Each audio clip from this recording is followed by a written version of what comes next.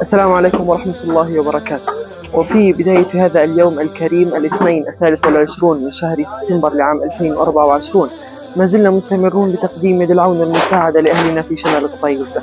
فجاء هذا الدعم والتبرع الكريم من المحسنين من سيفك عبر مؤسسة أم كرفان، حيث نقوم بإعداد وتجهيز هذه التكية وهذا الطعام لتوزيعه على العائلات النازحة والمنكوبة وإلى من يحتاج هذا الطعام هنا في شمال قطاع غزة. فأسأل الله تعالى أن يتقبل اللهم منكم المحسنين من سيفك عبر مؤسسة أم كرفان، وأن يجزيكم اللهم عنا كل خير.